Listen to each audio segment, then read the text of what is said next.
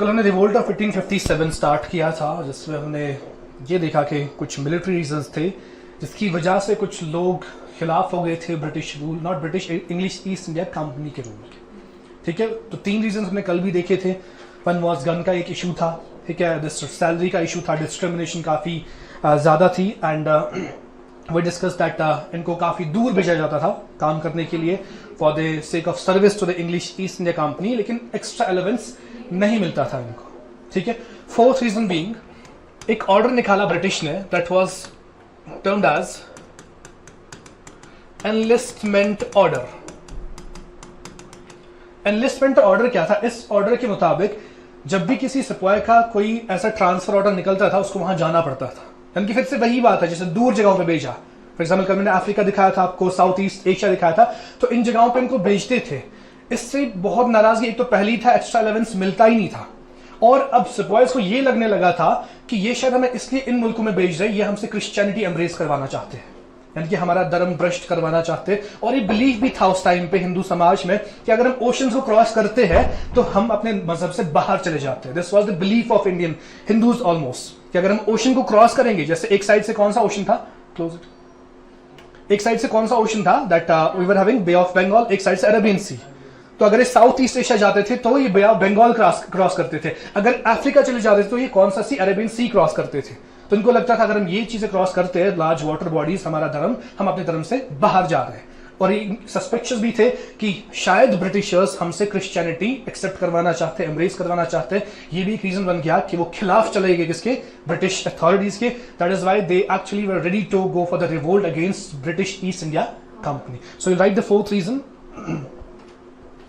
The enlistment order. अभी हम military causes ही पढ़ रहे हैं, तो इसमें 4th point will be the enlistment order of, और ये आया कब था, 1856 में। The enlistment order of 1856, the enlistment order of 1856 made it obligatory, the enlistment order of 1856 made it obligatory on the part of sepoys, made it obligatory on the part of sepoys, to go on duty, wherever ordered, to go on duty wherever ordered,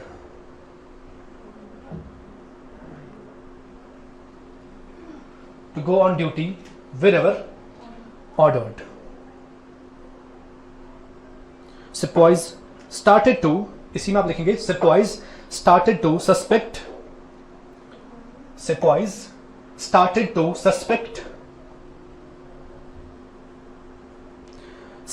suspect that the government intended,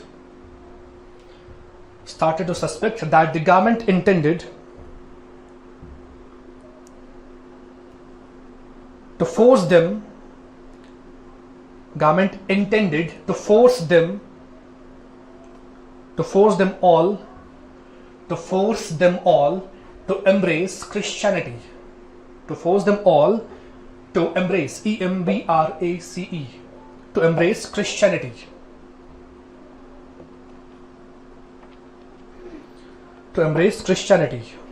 और ये order था ना, अगर deep अगर question देखा जाएगा, मतलब अगर थोड़ा सा टफ बनाने की कोशिश की, ये भी पूछ सकते हैं कि ये एनलिस्टमेंट ऑर्डर जो है किसने लाया था। जैसे यहाँ पे लॉ बनता है, कानून एक्ट बनता है, तो वो कोई ना कोई मिनिस्टर या कोई लाता है, पार्लियामेंट ऑफ इंडिया लाता है। उस टाइम पे who was the person who actually brought this order, जिस ऑर्डर के तहत कहीं भी भेजेंगे तो उनको जाना है इंडियन सिपाहीज को? It was the person named as Lord Canning. ये लॉर्ड कैनिंग ये क्या था? ये इनके वॉइस रॉयज हुआ करते थे यहाँ पे। वॉइस रॉय मतलब जो देखते थे इंडियन अफेयर्स को, जो ब्रिटिश के लोग वहां से आते थे, यहाँ पे हेड होते थे इंडियन जो कॉलोनी थी यहाँ पे। तो वॉइस रॉय कौन थे? लॉर्ड कैनिंग थे। तो इन्होंने ये ऑर्डर निकाला था कि जहां भी ऑर्डर निकलेगा सिपाहीज को उनको वहां ड्यूटी देने जाना है।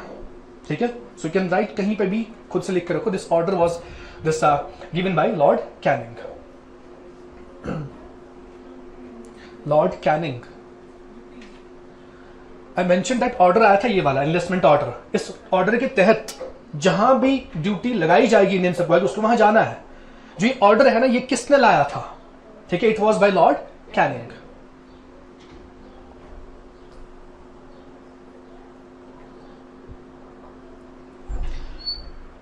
अच्छा जी, एक और रीजन था 1854 में एक और कानून लाया था ब्रिटिश ने, यानी कि इंग्लिश ईस्ट इंडिया कंपनी एक कानून लाया था, दैट वाज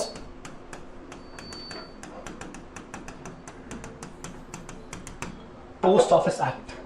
ये ब्रिटिश ने लाया था कि पोस्ट ऑफिस एक्ट। इस एक्ट ने क्या किया, जो इंडियन सप्लायर्स दूर जगहों पे आप काम करते थे उन पे बैन लगाई कि वो घर चिट्ठी नहीं भेज सकते, क्योंकि वही मीडियम था ना to have the conversation with this family, उनको चिट्ठी भेजना, वो वापस वहां से भेजेंगे।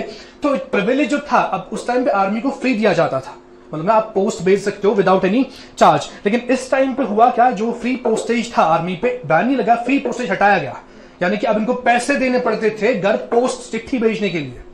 तो इस वजह से भी उनमें गुस्सा बिल्ट हो गया, हमें ऐसा क्यों, यूरोपियंस को ऐसा क्यों नहीं। जो यूरोपियन काउंटर पार्ट्स जो थे, जो यूरोपियन सप्लाईज थे, उनके लिए फ्री था, लेकिन इंडियंस के लिए चार्ज लगाया गया। वो इस ऑर्डर ने खत्म, एक्चुअली उनके लिए भी पहले फ्री था, लेकिन इस एक्ट ने, जो ये कानून बनाया, इस कानून ने वो फ्री वाला जो क्लॉज है वो खत्म किया, अब उनको पैसे देने पड़ेंगे।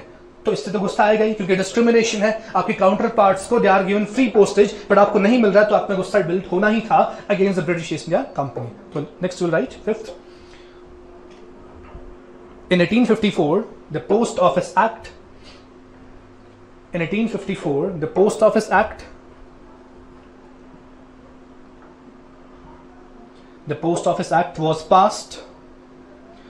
The Post Office Act was passed,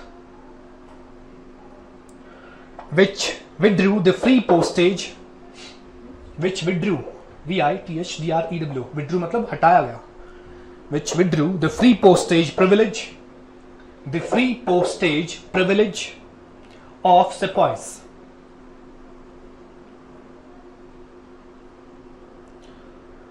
Of sepoys. Sepoys. SEPOYS. इसके बाद नेक्स्ट मिलिट्री रीजन क्या था। अब देखो, जो भी आर्मी थी, जो इंडियंस रिक्रूटेड थे ब्रिटिश आर्मी में, हम जानते कि 80% सब इंडियंस ही थे उसमें, 20% बस यूरोपियंस थे, ऐसा मैंने बताया आपको कल। अब इस आर्मी में मिक्स्ड लोग लिए गए थे, इंडिया कास्ट से पहले ही जकड़ा हुआ था, ब्राह्मण, क्षत्रिय, वैश्य, शूद्रास, ठीक है। तो इस आर्मी में मेजॉरिटी ऑफ जो इंडियंस है वो कहां से लिए गए थे, दो एरिया से लिए गए थे।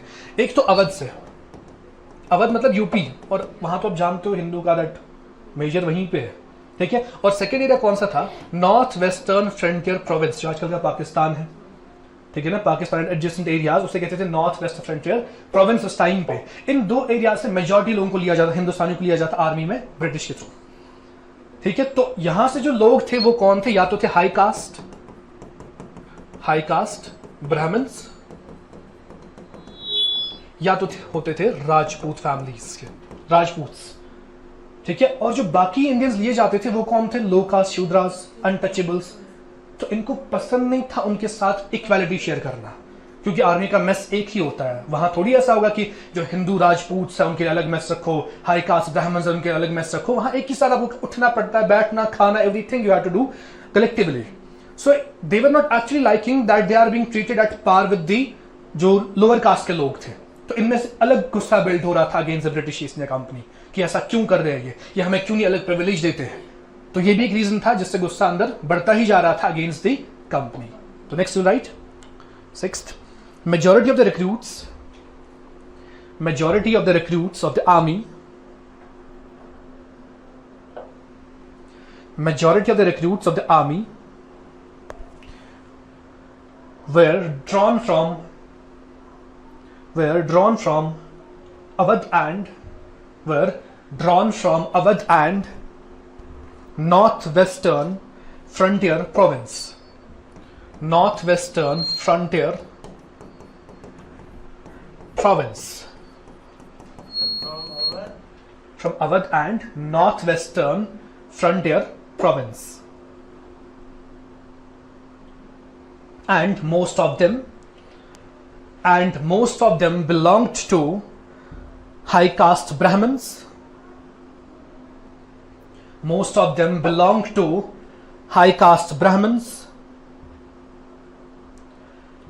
and Rajput families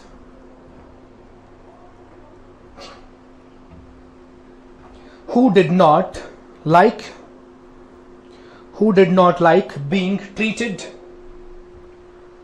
who did not like being treated on par, like being treated on par, par means equally, on par with low caste recruits, low caste recruits.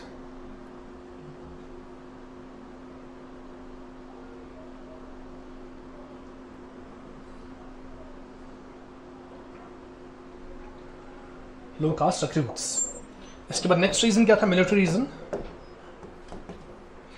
That was, अभी तक का लोगों को ऐसा लगता था कि ब्रिटिश को हराना नामुमकिन है, क्योंकि इनके पास था, नेवल पावर अच्छा था, मिलिट्री अच्छी थी, इनके पास टेक्नोलॉजी भी थी। तो इंडियंस को ये गलत फहमी थी पहले कि ब्रिटिश आर्मी को हराना इम्पॉसिबल है। लेकिन इन सालों के बीच में 1857 तक आते आते ब्रिटिश ने 2 जगहों पे हारा था। एक तो अफगानिस्तान में, वहां पे वॉर हो गया था ब्रिटिश और अफगान का, तो वहां पे ये हार चुके थे। और क्रीमिया, ठीक है, यूरोपियन कंट्री साइड से there is a country Crimea, ठीक है, तो वहां पे भी ब्रिटिश हार गया था। तो इसने वो मिथ बस्ट किया, जो अभी तक वो गलत फहमी थी। तो हिंदुस्तानियों को लगा इनको तो हराना पॉसिबल है, क्योंकि जब उन्होंने हराया तो हम क्यों नहीं हरा सकते हैं। तो इसीलिए उनको जज्बा क्रिएट हो गया कि हम भी लड़ेंगे इनसे, ठीक है। तो that was the busting of that myth that Britishers are invincible, यानी कि उनको हराया नहीं जा सकता, ये खत्म हो गया ये डर।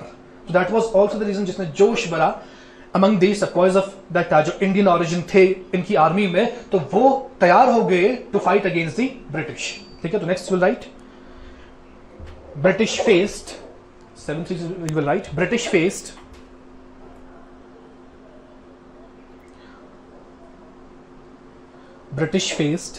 military reverses in Afghanistan and Crimea.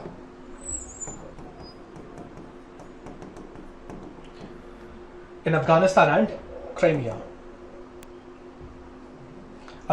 and यहां पे लिखा हुआ है Crimea. It brought down it's type of in Europe sides. It brought down the prestige of British.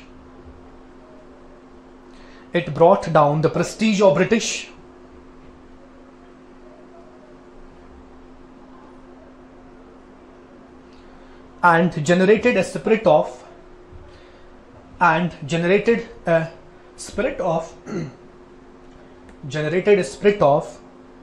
restlessness,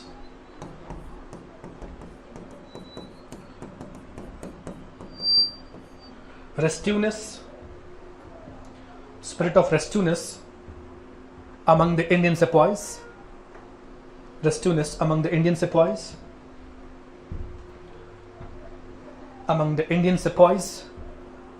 that British are not invincible.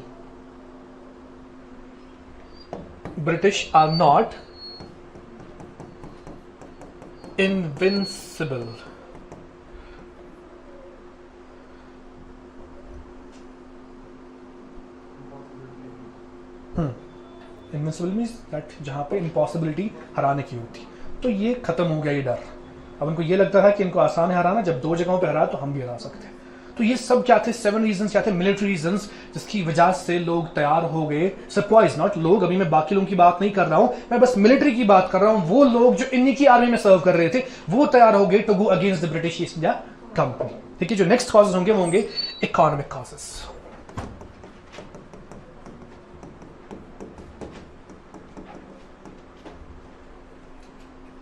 Economic causes.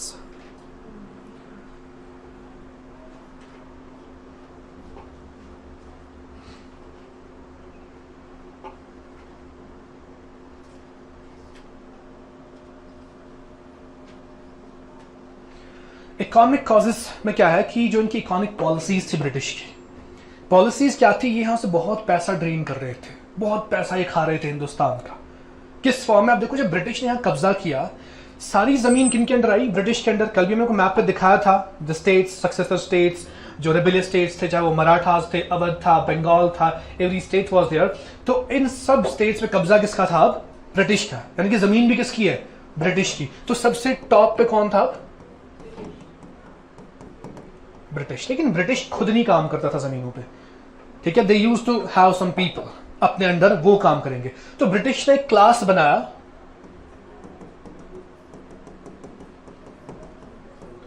जमींदार, जो दोस्त थे किनके? ब्रिटिश के। उनमें जमीन बांटी, जागीरदारी बाद में है, वो मुगल्स का है एक्चुअली, ठीक है। बट ब्रिटिश ने क्या किया? क्रिएट जमींदारी सिस्टम। जमींदार कुछ लोग बन गए। फॉर एग्जाम्पल अगर 100% पॉपुलेशन इंडिया की है, उसमें से 20% लोगों को बनाया जमींदार, जिनमें जमीनें बांटी गई। और ऐसे नहीं छोटे मोटे प्लॉट्स, मतलब ऐसी एकर्स में 100 एकर्स, 500 एकर्स, 1000 एकर्स, 10,000 एकर्स, ऐसे जमीन बांटी कुछ लोगों में जो क्लोज थे किनके? ब्रिटिश के, जो हिंदुस्तानी ही थे, लेकिन ब्रिटिश के काफी दोस्त भी थे ना यहाँ पे, तो उनको बनाया जमींदार। अब जमींदार भी अब बन गया पैसे वाला क्लास, क्योंकि अब जमीन है इनके पास। तो इन्होंने भी काम खुद नहीं किया, इन्होंने कुछ और लोगों को हायर किया। किनको हायर किया?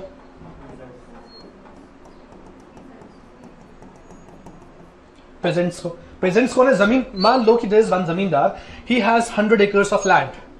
वो क्या करता था? वो जैसे मान लो 10 पेजेंट्स उसने चुने, 10 एकड़ एक पेजेंट को दिए, ऐसी 10 दूसरे को, 10 तीसरे को, ऐसी 100 एकर्स उसने डिवाइड किया पेजेंट्स में। वो पेजेंट्स पर काम करते थे उन जमीनों पे।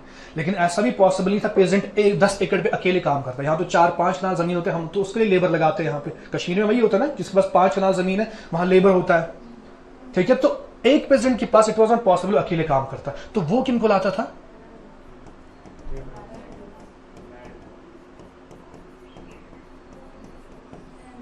लेबर, मजदूर। तो ये था स्ट्रैटिफिकेशन जमींदारी सिस्टम में। सबसे टॉप पे कौन? ब्रिटिश। ब्रिटिश के बाद जमींदार, जमींदार के बाद पेजेंट, पेजेंट के बाद ये सब एक ही जमीन पे काम करते थे। अब ब्रिटिश ने इनको जमीन दी थी, उन्होंने इनसे कहा जो भी आप कमाओगे जमीन से उसका 80% हमें दोगे। मतलब यहां से यहां 80% कहां देना है? इनको देना है, इनकी तरफ। ये लाते थे पेजेंट्स को, ये कहते थे जो भी आप कमाओगे उसका 90% हमें देना है, यानी कि यहां से यहां 10% ये रखते थे, बाकी ऊपर जाता था। फिर ये लाते थे किनको? लैंडर्स लेबर को। इनको तो दिन की मजदूरी पे लाते थे, जैसे हम आजकल लाते लैंडर्स लेबर को, उनको शाम को 700 रुपए पकड़ा देते, उनका दिन खत्म हो गया, ठीक है। तो दिस वाज द रिलेशन। तो अब देखो सबसे ज्यादा कौन ले रहा था? ये भी ऐश कर रहे थे, ये भी ऐश कर रहे थे। सफरिंग क्लास कौन सा था? पेजेंट्स, ठीक है। इनको मिलता ही क्या था? बहुत ही कम, ठीक है ना। तो इनसे हाई टैक्स लिया जाता था बाय दीज 2 सेक्शंस। ये कभी थे ही नहीं इंडिपेंडेंस स्ट्रगल में, क्योंकि ये खुश थे, इनकी जिंदगी शहरों में गुजर रही थी, इनके बच्चे बड़े स्कूल में पढ़ते थे, तो they were not actually feeling that thing कि ब्रिटिश जुल्म कर रहा है हमको। जुल्म इन पे चल रहा था, पेजेंट्स पे, ठीक है ना। तो ये इनसे काफी ज्यादा हाई रेट ऑफ टैक्सेस लेते थे। वहां से कानून खुद बनाता था ब्रिटिश की 50% से ज्यादा टैक्स नहीं लिया जाएगा किनसे? पेजेंट से। लेकिन यहां ऑन ग्राउंड क्या चलता था? कुछ और चलता था। यहां 80-90% टैक्स लिया जाता था इनसे। अब समझ लो। फिर जो बाकी 10% बचने, उसमें आपको सीड्स लाने हैं, काम करना है, तो यू कैन से पेजेंट्स के पास कुछ एंड पे मतलब बहुत मीगर अमाउंट बचता था, तो कोई फायदा नहीं था उसका काम करने का। तो ये इकोनॉमिक पॉलिसी थी, लैंड रेवेन्यू सेटलमेंट पॉलिसीज होती थी ब्रिटिश की, जैसे दिस महलवारी सिस्टम, राइट वाली सिस्टम वाज देयर, ठीक है। परमानेंट सेटलमेंट, हमें वहां नहीं जाना है, वो तो इससे पहले है, बट मैं बता रहा हूं कि वो कैसे बनाते थे सिस्टम को। फिर वाला सिस्टम में बता दे कितना टैक्स आपको देना है। तो मेजॉरिटी टाइम पे जब भी कोई कानून बन गया टैक्स लेने पे किनसे? इनसे, तो उसमें हमेशा लिखा गया 50% से ज्यादा नहीं लिया जाएगा, 50% इनको रखना ही रखना है। लेकिन जब ऑन ग्राउंड सिचुएशन देखते थे, उनसे 90% टैक्स लिया जाता था। तो ये जुल्म नहीं था, ठीक है ना। तो इकोनॉमिक पॉलिसीज खराब थी ब्रिटिश की, वो इंप्लीमेंटेशन खराब तरीके से करते थे, जिसकी वजह से इनमें भी गुस्सा डेवलप हो रहा था। जब इनमें हो रहा था तो इनमें भी तो होगा ही, ठीक है। जब इनके पास नहीं बचा तो ये कहां से बचेंगे? क्लियर है। तो ये इकोनॉमिक पॉलिसी, और ऐसी हार्ड पॉलिसी होती है। फॉर एग्जाम्पल मान लो, चलो ठीक है ये सेटअप था, चलो कुछ ना कुछ तो कमा रहे हैं, लेट इट बी 5% ओनली ये कमा रहे हैं, लेकिन जिस साल ड्रॉट आता था, फसल उगी ही नहीं, इनको उस साल भी देना पड़ता था। ये कितना जुल्म था? ज्यादा था ना। मतलब अब फसल उगी ही नहीं, वो बेचेंगे क्या? जब बेचा नहीं तो पैसे कहां से आएंगे? अब समझ लो, पर देना पड़ता, वो फिर भी उनसे लेते थे। ये था जुल्म, ये था इकोनॉमिक कॉज कि एक तो ड्रॉट्स के टाइम पे भी टैक्स लिया जाता था, और जब नॉर्मल टाइम होता था उस टाइम पे 90% मतलब टैक्स लिया जाता था, जो बहुत ही डिस्क्रिमिनेटरी था। यही थे कुछ पॉलिसी जिससे ये सेक्शन भी गुस्सा हो गया और ये भी तैयार हो गए लड़ने के लिए किसके खिलाफ? ब्रिटिश के खिलाफ। हम देख रहे हैं कि कौन कौन से लोग ऐड हो रहे हैं जो ब्रिटिश के खिलाफ लड़ने के लिए तैयार थे। फिर हम एंड पे वही देखेंगे, ये सब आ गए एक साथ और इन्हें रिवोल्ट ऑफ 1857 कर दिया।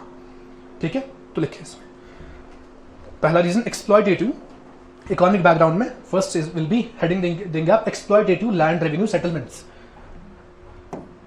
Exploitative, first will be exploitative land revenue, यानी कि वो पैसा जो जमीन से कमाया जाता है, land revenue settlements.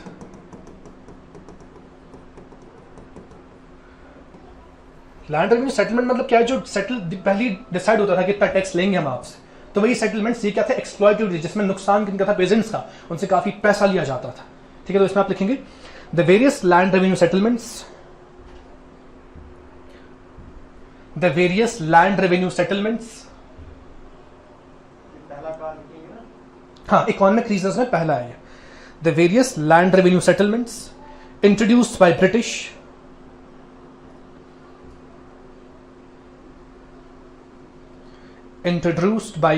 British meant loss of land for landholders, meant MEANT, meant loss of land for landholders,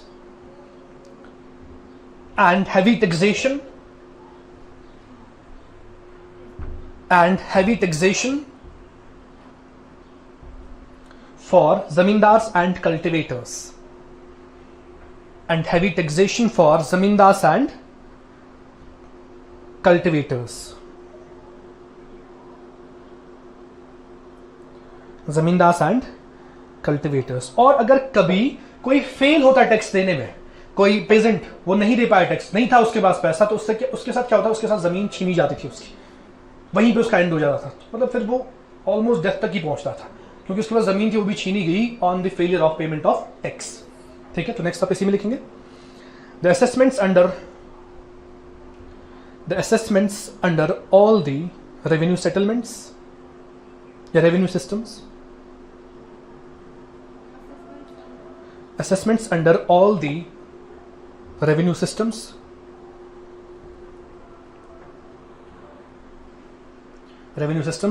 were heavy and oppressive.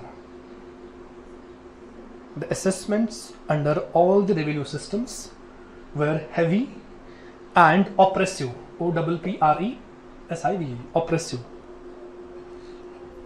Next point आप लिखेंगे moreover tax was extracted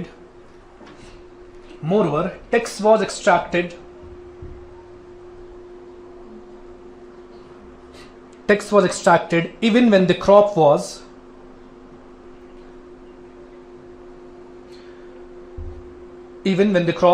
fully damaged. ये वही वाला केस है जो मैं कह रहा था कि क्रॉप जब डैमेज होता था, कभी फ्लड आ गया, कभी ड्रॉट पड़ गया, तो उस टाइम भी इनसे टैक्स लिया जाता था जब प्रोडक्शन होती ही नहीं थी। ठीक है, और कभी कभी ऐसा भी होता था, फिर आप देखो फंसते कैसे थे लोग। ठीक है, अब मान लो कि पैसा नहीं है, वो मजबूर होते थे लोन लेने से। ठीक है, क्यों, ब्रिटिश को आपको देना, आपको जमींदार को देना है, पेजेंट को पे करना है जमींदार की तरफ, इसके पास है ही नहीं पेजेंट के पास, तो ये मजबूर होता था लोन लेने के लिए। लोन किससे लेगा, बैंक तो थे नहीं उस टाइम पे प्राइवेट मनी लेंडर्स होते थे। पुरानी मूवीज में नहीं खाते लाला जो पैसा बांटता है, वही होता था मनी लेंडर, और उसका तो कर्जा कभी उतरता ही नहीं था। फिर यानी कि एक बार उससे लोन लिया, आप उस डेट ट्रैप में फंस गए। ठीक है, आप पैसे दे रहे हो वापस, लेकिन वो कर्जा उतर ही नहीं रहा आपका, तो इसे कहते हैं डेट ट्रैप में। तो उनकी सोशल जिंदगी भी खराब होती थी, यानी कि वही फिर उनको तंग करते थे, घर आके उनकी चीजें छीनते थे, उनका जो भी होता मतलब बहुत तंग होते थे फिर वो, तो उनकी सोशल लाइफ पूरी डिस्टर्ब होती थी। फिर वो तैयार हो गए इस जीने से फिर लड़ना ही बेहतर है। ठीक है ना, हाँ, तो कुछ ऐसा ही। तो नेक्स्ट देखिए, अच्छा इसी के साथ कॉमा, इन सच केसेस, इसी के साथ इसी पॉइंट के साथ आप कंटिन्यू करेंगे। In such cases cultivators took loan from local money lenders,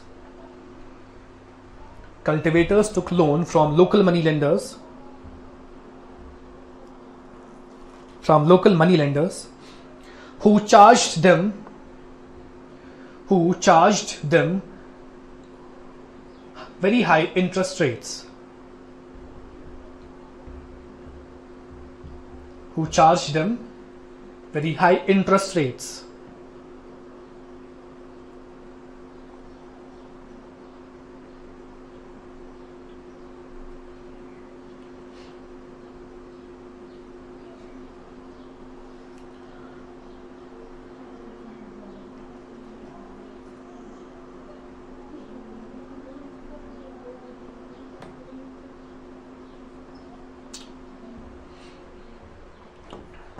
second reason जो है इकोनॉमिक, ये तो हो गया कौन, किसान लोग, जमींदार हो या पेजेंट्स बोलो आप, लेकिन इकोनॉमी थोड़ी इसी पे चलती है। इकोनॉमी में ट्रेड भी है, इंडस्ट्री भी है, हैंडीक्राफ्ट्स भी है। तो उस टाइम पे इंडिया में जो टेक्नोलॉजी थी नहीं, मशीन तो थी नहीं, तो दैट मीन्स फैक्ट्रीज और इंडस्ट्रीज नहीं थी। था क्या इंडिया में, हैंडीक्राफ्ट्स, उनके हाथ से बनती थी चीजें, जैसे यहाँ पश्मीना शॉल्स हैंडीक्राफ्ट से बनता है, ठीक है, डिफरेंट चीजें बनती है। उस टाइम पे इंडिया में क्या था, हैंडीक्राफ्ट ही था, लेकिन ब्रिटिश ने ऐसा कुछ किया था, उसने उस हैंडीक्राफ्ट को भी डिस्ट्रॉय किया था, ठीक है। तो second reason will be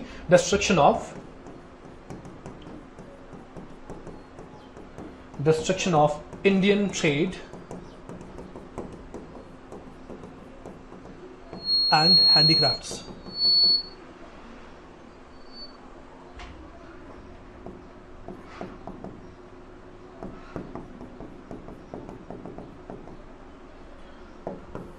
Destruction of Indian trade and handicrafts. ये कैसे हो गया, लेकिन how these were destroy, Indian trade को कैसे डिस्ट्रॉय किया ब्रिटिश ने।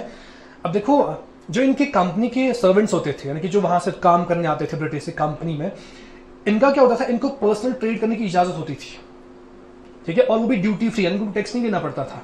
अब देखो, आजकल जब भी इंपोर्ट आता है इंडिया में, आपको पोर्ट पे टैक्स देना पड़ता है उस सामान का, वही होता है ना। आप फॉर एग्जाम्पल आप इंपोर्टर हो, आपने बाहर से सामान मंगाया यहाँ बेचने के लिए, यूएस से मंगाया आपने कुछ, लेकिन आपको टैक्स पे करना है कहाँ, पोर्ट पे, जहां शिपिंग पोर्ट पे आपका सामान आया, ड्यूटी कहते हैं उसको, ठीक है, इंपोर्ट टैक्स बताओ आप। लेकिन जो ये सामान लाते थे, कौन, जो ये यूरोपियंस यहाँ काम करते थे इन दिस कंपनी, वो सामान लाते थे, उनको उस पर टैक्स नहीं देना पड़ता था। For example let us take the example of this phone, इस फोन की एग्जाम्पल लेते हैं। ये फोन जो है ये इंडिया में भी बनता है, फॉर एग्जाम्पल, ठीक है, ये बनता है इंग्लैंड में भी, ब्रिटिश में भी, वहां भी बनता है। यहां ये फोन बनता है, यू कैन से दैट 10 रुपए का, फिर इस पे टैक्स लगाया जाता है और 10 रुपए। अब समझिए, 10 रुपए और टैक्स यहां पे लगाया, जो हम बना रहे हैं लोकल, जो हम हैंडीक्राफ्ट पे काम कर रहे हैं, इस पे टैक्स लगाया 10 रुपए। अब हमें खुद को कुछ कमाना चाहिए, 5 रुपए हमने खुद का प्रॉफिट रखा, तो कितने का हो गया ये, 25 रुपए का। यहां पे जो ये वहां से लाते थे फोन, जो यूरोपियन यहाँ पे काउंटर पार्ट्स थे ब्रिटिश के थे, उनके लिए वही फोन वहां 10 रुपए का बनता था, टैक्स देना ही नहीं है, ठीक है, बस वो अपना प्रॉफिट जोड़ेंगे। 5 रुपए कितने का है। अब लोग वो लेंगे या ये लेंगे, लोगों को कोई मतलब नहीं है किसने दिया, हमें भी कोई मतलब नहीं है, हमें अभी कोई भी आके बेचे सस्ती चीज हम ले लेंगे, सेम चीज अगर होगी। तो इसकी वजह से जो यहाँ पे इंग्लैंड वाले लोग थे, उन पे जो ड्यूटी फ्री टैक्स, जो ड्यूटी फ्री ट्रेड जो यहाँ पे कर रहे थे, उसकी वजह से जो लोकल आइटम्स यहाँ पे थे यहाँ के, वो अनकंपेरेटिव बन गए, वो मार्केट में चले ही नहीं फिर, क्योंकि उनकी रेट्स हाई थी। तो इसीलिए ये सारा डिस्ट्रॉय हो गया, ये आगे बढ़ने लग गया। That is how Indian trade was destroyed. Handicrafts की बात करो या जो भी यहां बनता था, उसकी रेट्स हाई होती थी as compare to the items which are being imported from the Britain. तो कंपटीशन बिल्कुल ही खत्म हो गया, वो एक तरफा हो गए सब। अब समझ लो ये क्या हो गया, ठीक है। तो इसीलिए फिर यहां पे प्रोटेस्ट करने के लिए जो यहाँ के इंडियन ट्रेडर्स है, उनने एक प्रोक्लेमेशन भी निकाला था, जैसे यहाँ पे कश्मीर में होता था ईद का, चलो वो क्या था, प्रोक्लेमेशन, एक डेट सेट करते थे, फलानी डेट पे हम मार्च करेंगे। तो वैसे ही उन्होंने एक प्रोटेस्ट के लिए प्रोक्लेमेशन लाया, famously termed as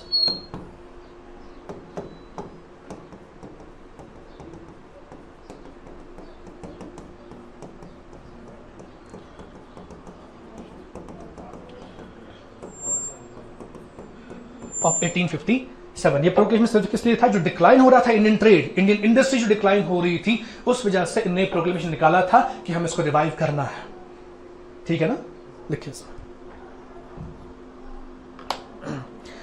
the company traders, company से मतलब क्या है मेरा, हाँ, ईस्ट इंडिया कंपनी की बात करो। The company traders enjoyed various privileges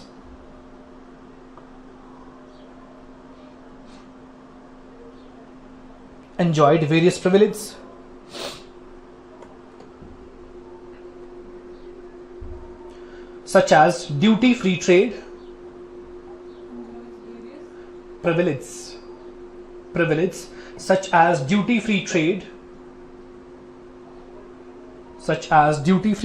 which made their goods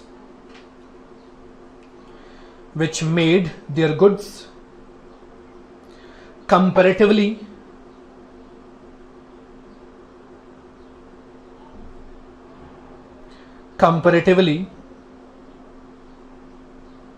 cheaper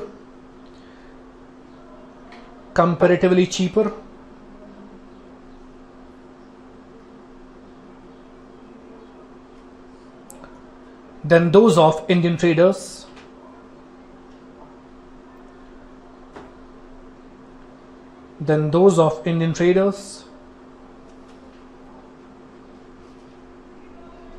who had to pay full duties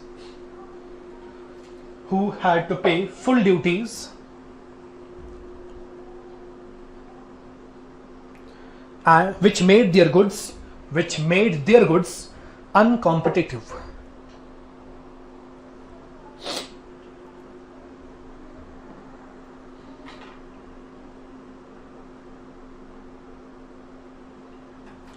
Their goods uncompetitive.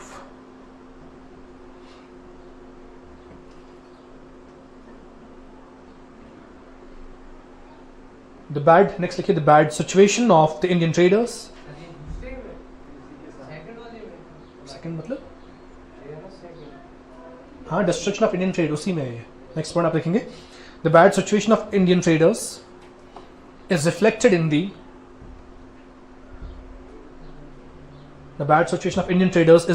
the Azamgarh Proclamation. Azamgarh Proclamation of 18. That's बताओ. Is reflected in the Azamgarh Proclamation.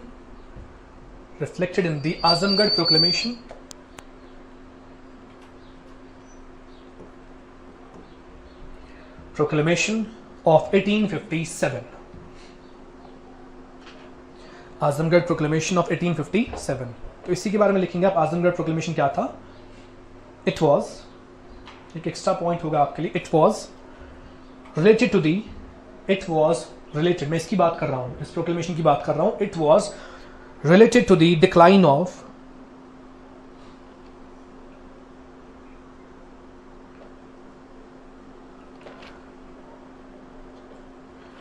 Of the Indian handicrafts, trade and industry. It was related to the decline of the Indian handicrafts, trade and industry.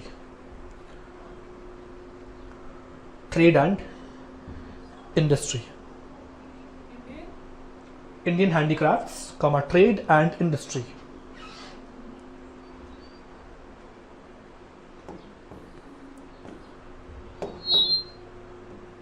इसी में तीसरा reason किसकी बात करो? Economic में.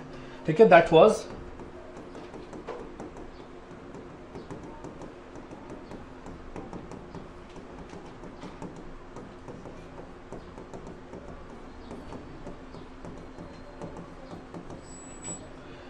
Confiscation of rent free estates. Estates क्या होता है? जैसे हम बोलते हैं रियल एस्टेट, ये सुना है term? What is real estate? Properties, मतलब वो नहीं छोटी मोटी प्रॉपर्टीज, जिनकी बड़ी बड़ी प्रॉपर्टीज है, मतलब 10 एकर्स ऑफ लैंड. ठीक है, वो होता है एस्टेट्स. एस्टेट्स होता है लार्ज प्रॉपर्टीज. ठीक है, तो ब्रिटिश ने दोस्ती में आके कुछ लोगों को फ्री दिया था एस्टेट्स. इसमें ज्यादातर कौन थे? उल्लेमास, मुस्लिम्स की बात कर, उल्लेमास, मौलवीज. ठीक है, और कुछ हिंदूज में भी थे ऐसे ही. ठीक है, प्रीस्ट. इनको दी जाती थी ऐसी मुफ्त में जमीन उनकी सर्विसेज के लिए.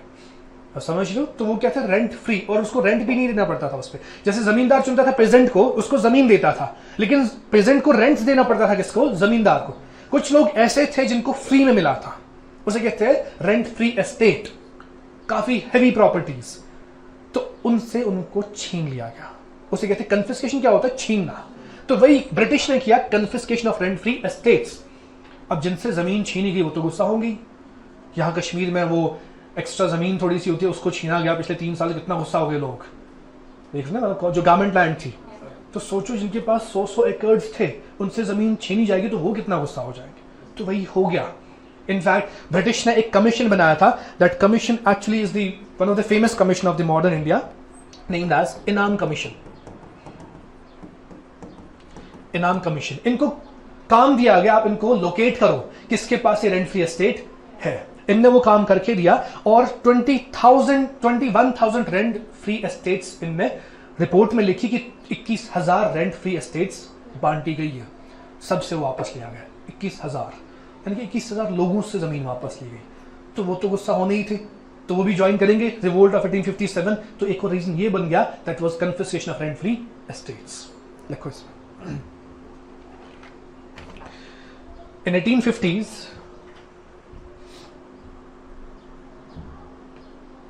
1850s गवर्नमेंट सेट अप ए ट्राइब्यूनल।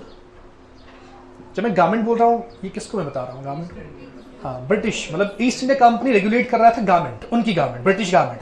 कानून वहीं बनते थे, कानून यहां नहीं बनते थे हिंदुस्तान के लिए या हिंदुस्तान के लोगों के लिए, कानून उनकी पार्लियामेंट में बनते थे।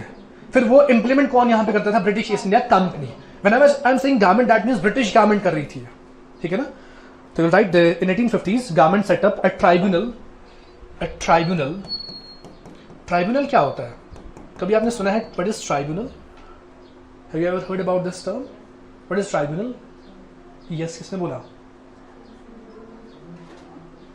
यस किसने बोला? आप दोनों में से कोई बताओ क्या होता है ट्राइब्यूनल? कॉस्टी judicial bodies. कॉस्टी जुडिशियल मतलब जिसमें जिनका हाफ फंक्शन है जुडिशियल का, यानी कि किसी एक कोर्ट को बनाया आपने, उसको आपने एक फंक्शन दे दिया, आपको एक केस सॉल्व करना है, केस सॉल्व, कोर्ट खत्म। एक होता है regular high court, supreme court, district courts, वो तो हमेशा चलते रहते हैं, उन पर डिफरेंट केसेस होते हैं। लेकिन ट्राइब्यूनल बनाया जाता है, कोई केस है, आप उसको सॉल्व करो, जो ही केस खत्म हो जाएगा कोर्ट खत्म हो जाएगा। तो ये भी तो वही था ना, इनको देखना था कि कितनों के पास क्या है, रेंट फ्री एस्टेट्स है, उनको कन्फिस्केट करो। वो खत्म हो गया तो ट्राइब्यूनल खत्म हो गया। तो ट्राइब्यूनल को इसलिए कहते हैं कॉस्टी जुडिशियल का सेमी कोर्ट वाला फंक्शन होता है, कॉस्टी जुडिशियल बॉडी कहते हैं इसको, ठीक है। तो यही बनाई थी गवर्नमेंट ने इसी नाम से, ये वही है इनाम कमीशन, ठीक है। तो right that set up a tribunal to inquire into the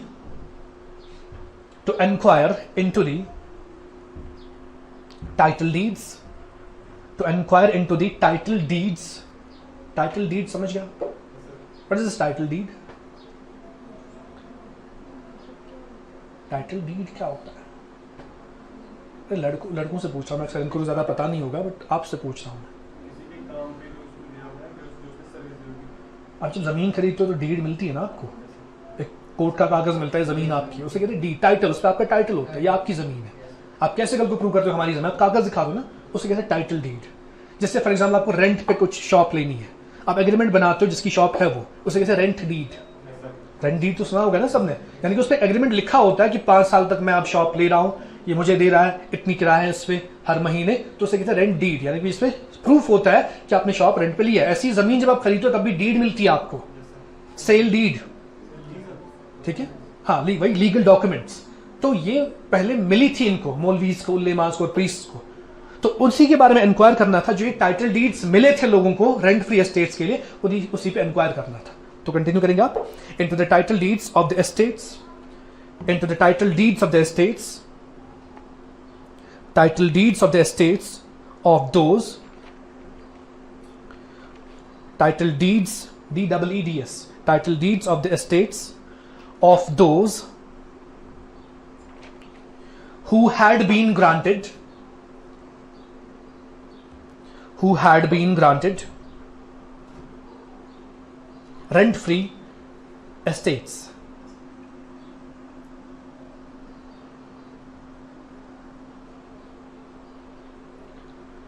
Rent free estates. Next point इसी में लिखेंगे, next point, from 1850 to 1857, from 1850 to 1857 the इनाम commission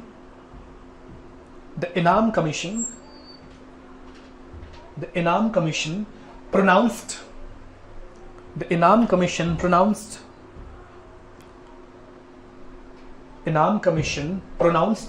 sentences of confiscation,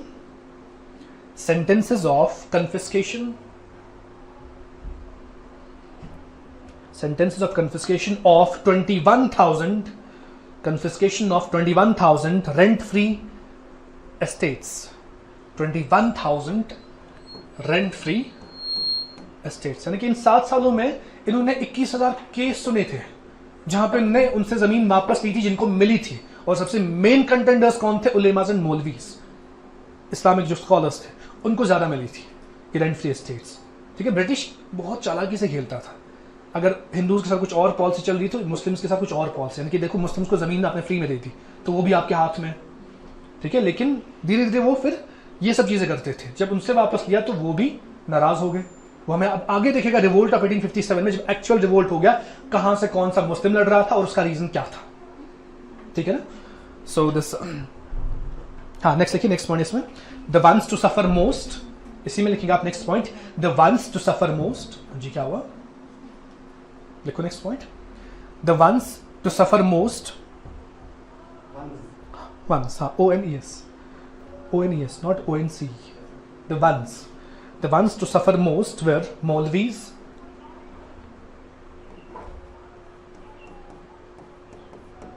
and Ulemas. Maulvis and Ulemas. ये एक tribe, वही court ना जो semi court बनाया था, जिनको ये देखना था किन किन के पास है रेंट फ्री एस्टेट्स और उनसे लेना था वापस। ये वही कमीशन था। बहुत इंपॉर्टेंट क्वेश्चन इस पे बनता है, इनाम commission was related which of the following context. ठीक है ना, तो क्वेश्चन इसमें बनते हैं। जैसे आजमगढ़ प्रोक्लेमेशन हमने देखा तो उस पर डायरेक्टली बहुत बार क्वेश्चन दिखाया गया है कि Azamgarh proclamation was related which of the following causes या इश्यूज। वो किन के लिए था? इंडियन ट्रेडर्स, हैंडीक्राफ्ट्स और इंडस्ट्री के लिए। ऐसे इनाम कमीशन ये क्या था? Confiscation of rent free estates. ये वो पॉइंट्स है जहां पे सवाल बनते रहते हैं। ठीक है, तो क्या लिखा आपने? That most were the maulvis and ulemas who played a very active role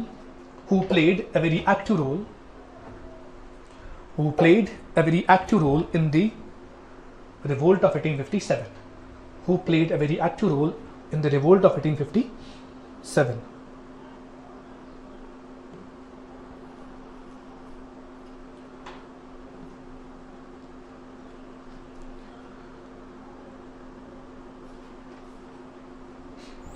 इसके बाद जो नेक्स्ट रीजंस थे वो क्या थे? Socio religious reasons.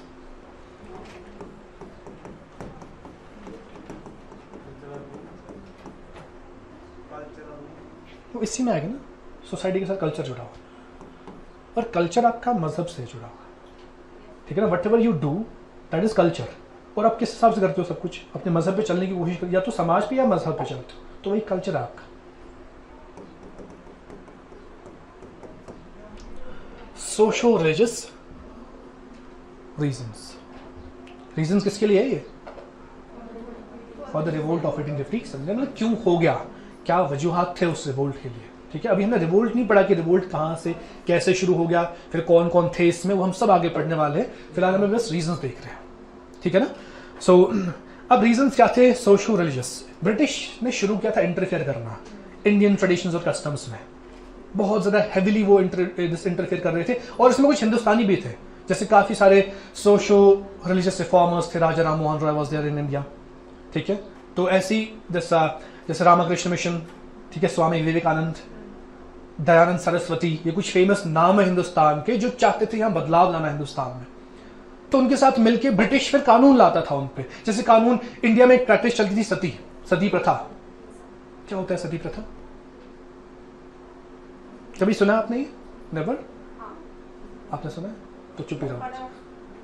आप बताओ। नहीं पता? आपको तो मैंने बताया है। आप बताओ। नहीं पता? सती प्रथा क्या थी? जब भी किसी हिंदू लड़की का हस्बैंड, उनकी डेथ हो जाती थी तो उनको जलाते। फिर जैसे डेथ होती है हिंदूज में, वो दे क्रिमेट द बॉडीज, जलाते। तो लड़की जो है वो खुद को उसके साथ जलाती थी। दैट वाज ए सती प्रथा। यानी कि हस्बैंड की डेथ पे she also had to set herself on fire. ये हिंदुस्तान में सिस्टम चल, इसे कहते थे सती प्रथा। अब समझिए, तो ये तो गलत था ना, लेकिन अब उनके मजहब उन्होंने जोड़ा था, तो इसके खिलाफ ब्रिटिश ने कानून लाया, ये बंद होना चाहिए। ठीक है, तो इसका मतलब ये क्या था कि ये मजहब पे अटैक था, हिंदूज के मजहब पे अटैक था। हो भी गया, बंद हो गया, इसलिए तो गुस्सा आया लोगों को, तभी तो वो जुड़ रहे थे रिवोल्ट में। तो जब इसको बंद किया गया सती प्रथा को, it also became the reason कि लोगों में गुस्सा बिल्ड हो गया कि ब्रिटिश हमारे मजहब के साथ छेड़ने की कोशिश कर रहे हैं। यही नहीं, सती प्रथा ही नहीं, उससे पहले जब भी कोई विडो बनती थी, ठीक है, she was not allowed to remarry, ठीक है, उसको इजाजत नहीं मिलती थी दूसरी शादी करने की।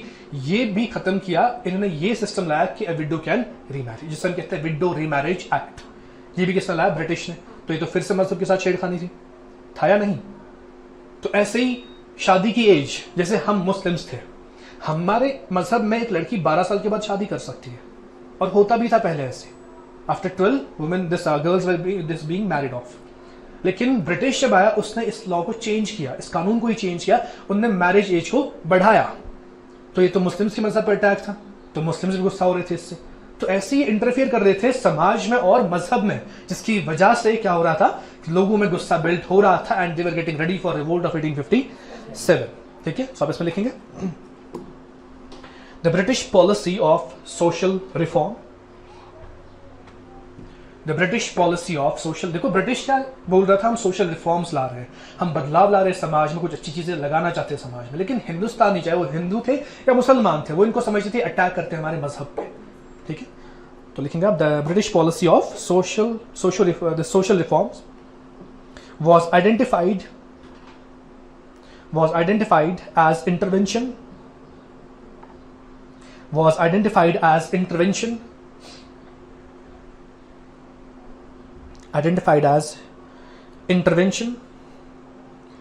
into many customs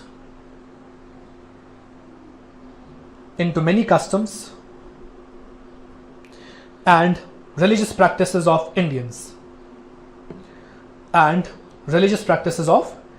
Indians. For example,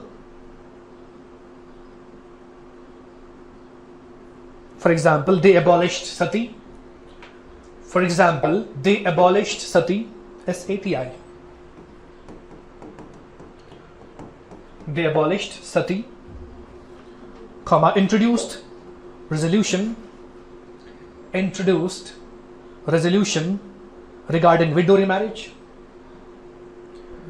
Introduced resolution regarding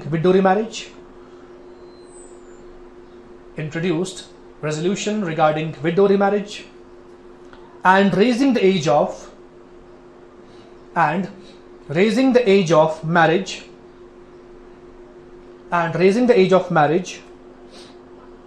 Was equally disliked. Raising the age of marriage was equally disliked by all the sections of Indian society.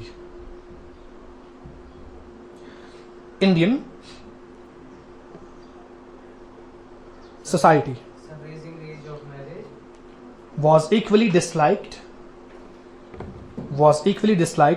by all the sections of Indian society. और साथ साथ और क्या reasons थे? British ने यहाँ पे खुलेआम मिशनरी एक्टिविटीज शुरू की थी। मिशनरी एक्टिविटीज हम किन्हें कहते हैं? मजहब बदलवाना।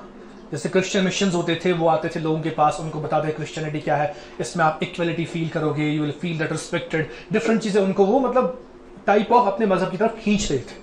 तो लोगों को गुस्सा आ रहा था इस चीज पे। अब देखो कश्मीर में कोई ऐसा करेगा, कोई भी स्कॉलर है, हिंदू स्कॉलर, फिर यहाँ पे जैसा डिबेट्स करेगा, ठीक है, और यहाँ पे मुस्लिम्स हिंदूज बनते जाएंगे, तो कितना गुस्सा बिल्ड हो जाएगा यहाँ पे, लोगों में वो प्रोटेस्ट करेंगे। ऐसी इनमें था उस टाइम पे, क्रिश्चियन मिशनरीज कोशिश कर रहे थे लोगों को अपनी तरफ खींचने की, तो उसकी वजह से भी गुस्सा बिल्ड हो रहा था अमंग द इंडियन पीपल, चाहे वो मुस्लिम्स थे चाहे वो हिंदूज थे। और साथ साथ ब्रिटिश ने कभी रिस्पेक्ट की ही नहीं हिंदू और मुस्लिम समाज की, उनके कस्टम्स की, उनके रिवाजों की और उनके मजहब की।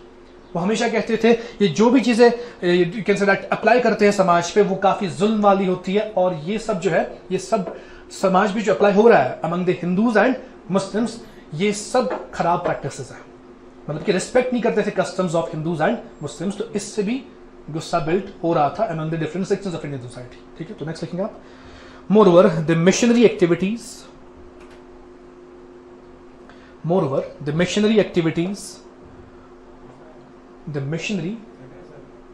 इसी में सोशल रिलीजियस रिफॉर्म में, moreover the missionary activities of Christian missions of Christian missions, the missionary activities of Christian missions invoked, invoked, invoked the feelings of Indians, invoked the feelings of Indians,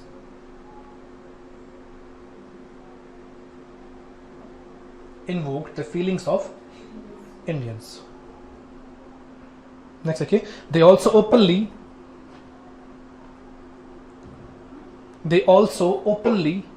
disregarded Hindu and Muslim rituals. They also openly disregarded Hindu and Muslim rituals.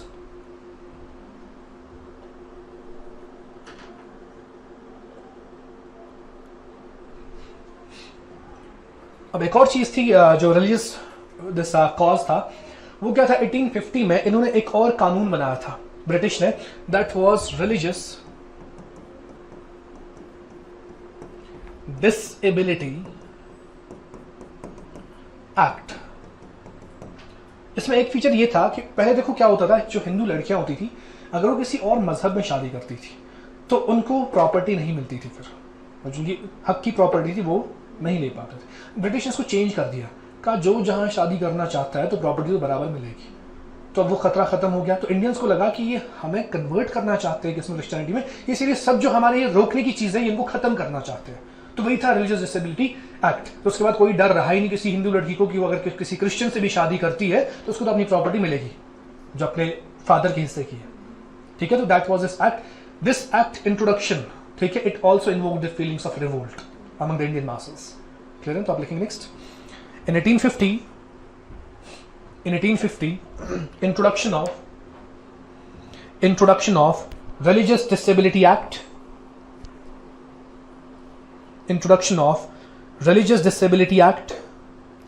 which modified many Hindu customs. In 1850, introduction of Religious Disability Act, which modified many Hindu customs, led to the growth of fear. Customs, C-U-S-T-O-M-S, customs, which modified many Hindu customs, led to the growth of fear,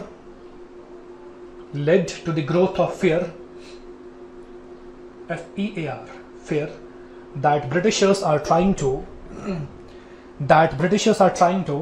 convert them.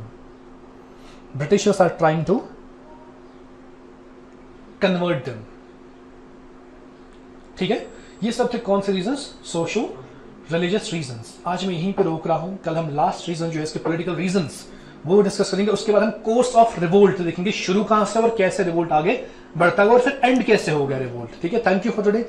मिलते हैं you people on Monday.